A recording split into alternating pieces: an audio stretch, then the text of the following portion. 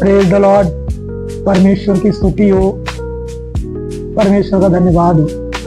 आशा करते हैं मसीह यीशु में मेरे सभी प्यारे भाई और बहनों आप अच्छे होंगे, आनंदित होंगे और परमेश्वर की दया में फलवंत होंगे। परमेश्वर का वचन आज हम पढ़ेंगे नीति वचन उसका 18 और उसका 1 और 2 पद। और परमेश्वर इन वचनों के द्वारा हमसे बहुत कुछ कह रहा है, तो जरा ध्यान से हम सब लोग सुने और जीवते परमेश्वर की हजूरी में बैठे।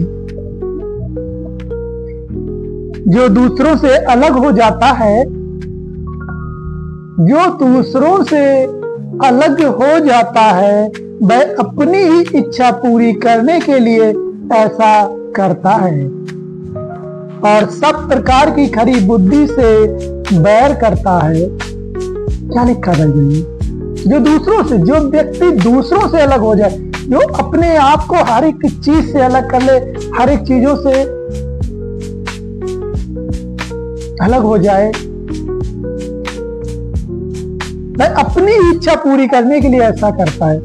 कैसे करता है? अपनी इच्छा कि अब मुझे तो अपनी इच्छा पूरी करनी, इसलिए ना वो माँ बाप के, ना भाई बहन, ना यार दोस्त, किसी से उसे अपना इच्छा, अपनी ही इच्छा पूरी करने के लिए ऐसा करता है। ये बाइबल हमें बताती है। और वो मनुष्य कैसा होता है लिखा, और सब प्रकार की खरी बुद्धि से बैर करता है। अगर ऐसे व्यक्ति को कोई कुछ समझाता है तो भी वो नहीं मानता, क्योंकि वह किसी की सुनना नहीं चाहता।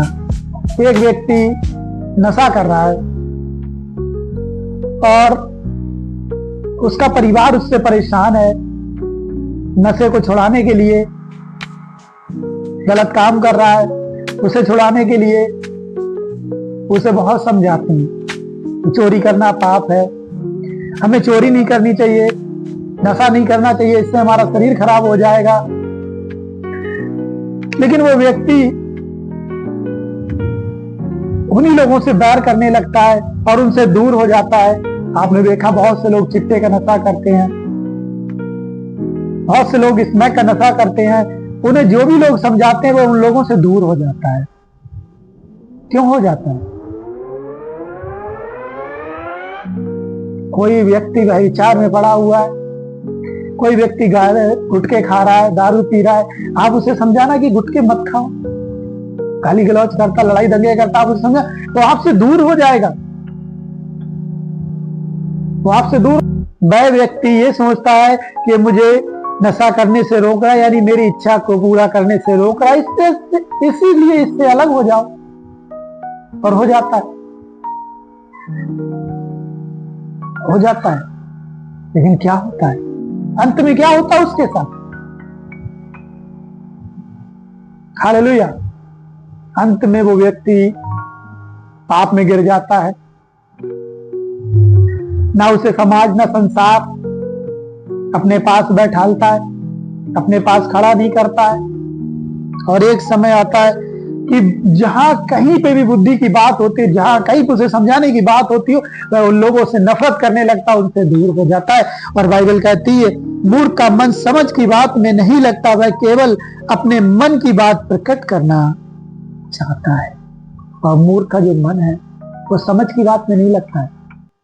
ऐसे व्यक्ति सिर्फ अपनी बात रखते हैं,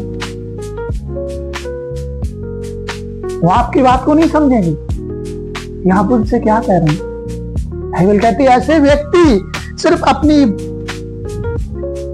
मन की बात का प्रकट करना चाहता है, अपने मन की बातों को ही प्रकट करना चाहता है कि मेरे मन में मैं ये कर लूं, मैं वो कर लूं, मैं ये कर लूं। काम करना चाहता नहीं। जो भी कमाता वो नशे में उड़ा देता है।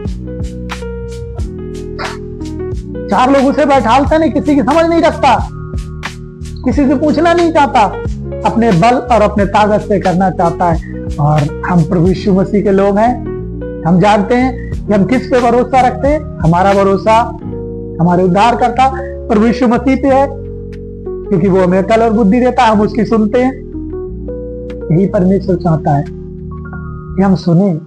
बाइबल में तो यहां तक लिखा है कि हमें बड़े अपने बुजुर्ग जो हैं उनसे भी सलाह लेनी चाहिए।